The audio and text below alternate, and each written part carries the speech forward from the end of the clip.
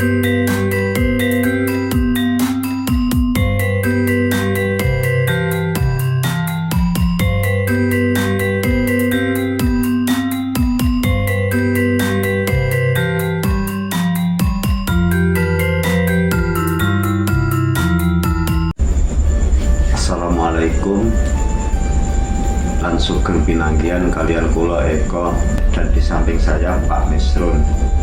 Saya sebenarnya pencinta kesenian yaitu jaran kepang atau kuda lumping, tapi nggak tahu apa makna jaran kepang atau kuda lumping itu sendiri.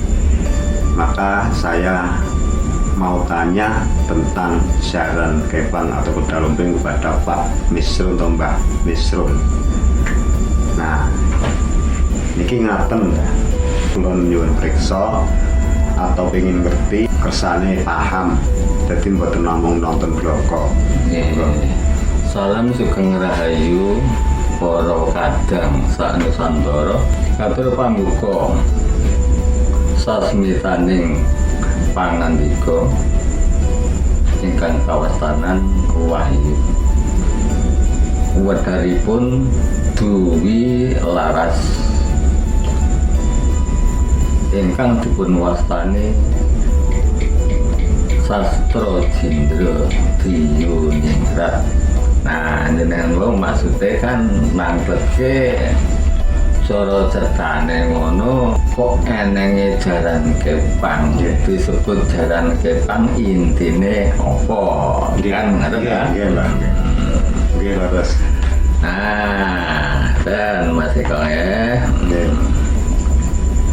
intine sing diarani jaran kepang, kuda kepang asal dumadine saka tumurunning wahyu Sastra Jindra Diyuningrat. Sastra Jindra Diyuningrat Sing diarani wahyu ora cetha, ora ketok, ora iso ditinggal kasat mata, anane mung kalimah.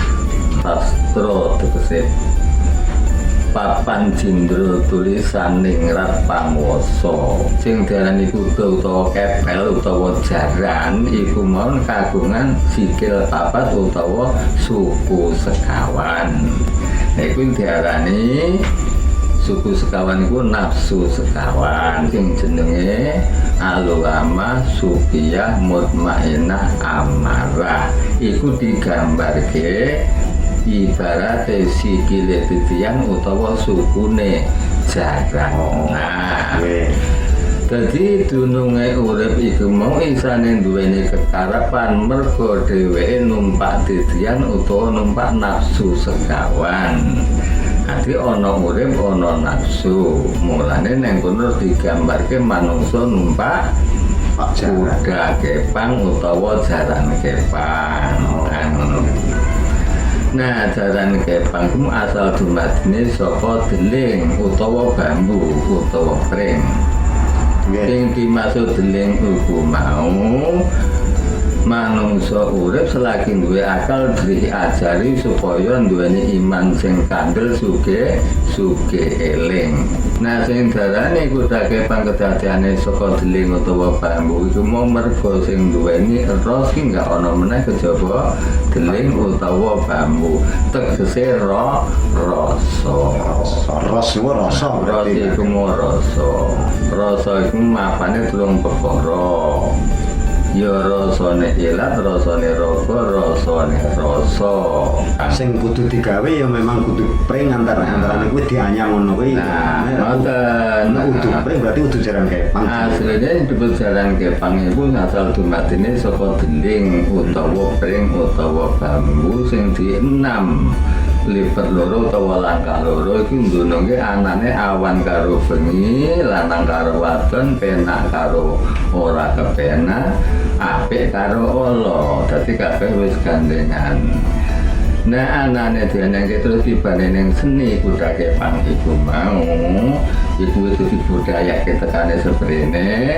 Dadi sing dimaksud supaya kabeh menungsa iku memahami ora beda-bedake sakbenere kabeh iku sedulure.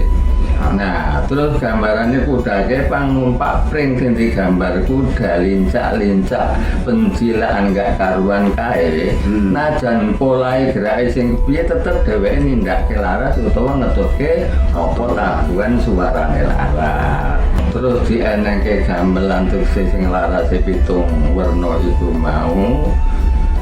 Anane gamelan 7 warna ditabuh bisa bareng kali apa larase apa gendinge iku sing dimaksud iku menggambarkan bahwa kabeh manusia itu supaya bisa menimbulkan rasa kesatuan dan persatuan pada intine ngono.